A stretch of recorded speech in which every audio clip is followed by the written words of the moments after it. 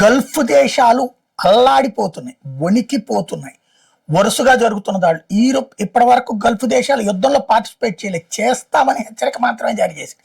Iran ఇప్పటికి కూడా కాస్త కంట్రోల్ చేసే ప్రయత్నం, అయ్యా నువ్వు చేయబాక మమ్మల్ని వదిలేసి అన్నట్టే నిన్న 6 ప్రకటన కూడా, నువ్వు అమెరికాతో నీ శత్రుత్వం మా మీద వదలొద్దు అనేసి. బట్ ఇక్కడ తనని ఆర్థికంగా విధ్వంసం చేసింది అమెరికా. ఇరాన్ని సుదీర్ఘకాలం పాటు ఆయిల్ వ్యాపారాన్ని చేయనీయకుండా చివరికి అక్రమంగా ఆయిల్ అమ్ముకోవాల్సిన పరిస్థితి తెచ్చిపెట్టింది. అట్లాగే ఇవాళ రోజున ఏకంగా అణుస్థావరాల విధ్వంసం చేస్తున్నటువంటి వేళ అమెరికాతో చెప్పినట్టు నడుచుకునేటటువంటి గల్ఫ్ దేశాలను దెబ్బ కొట్టడంతో పాటు ప్రపంచం మొత్తానికి తన నొప్పేంటో తెలియాలని భావిస్తోంది ఇరాన్. అందుకోసమే పెట్రోల్ డీజిల్కి సంబంధించి చేస్తున్నటువంటి చర్యలు. పెట్రోల్ డీజిల్ ఆయిల్ స్థావరాలన్నిటి, ఆయిల్ తయారీ కేంద్రాలను ధ్వంసం చేస్తుంది, గ్యాస్ తయారీ కేంద్రాలను ధ్వంసం చేస్తుంది. ఖతారా, బహ్రెయినా, సౌదీనా, దుబాయా, ఇట్లాగా అన్నిటి మీద, కువైట్ అన్నిటి మీద విరుచుకుపడుతుంది. ఒక్క ఒమెన్ తప్ప మిగతా అన్ని దేశాలని విధ్వంసం సృష్టించి వదిలిపెడుతోంది.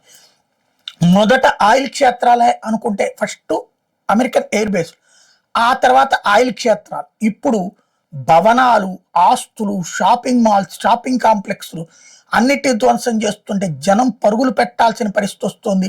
ఎయిర్ డిఫెన్స్ సిస్టమ్స్ ఇంతకుముందు అమెరికా ఇచ్చానని చెప్పి వీళ్ళ దగ్గర నుంచి లక్షలు కాదు వేల కోట్ల రూపాయల ఫీజులు వసూలు చేసింది ఇంతవరకు. తీరా చూస్తే ఇరాన్ వేస్తున్న డ్రోన్లు, ఇరాన్ చేస్తున్న దాడుల నుండి అమెరికన్ రక్షణ వ్యవస్థ పనిచేయకపోవడం ఏంటి, చివరికి ఆ దేశాలు విలవిల్లాడడం ఏంటి అన్నటువంటిదే $1 మిలియన్ ప్రశ్నగా మిగిలిపోతుంది.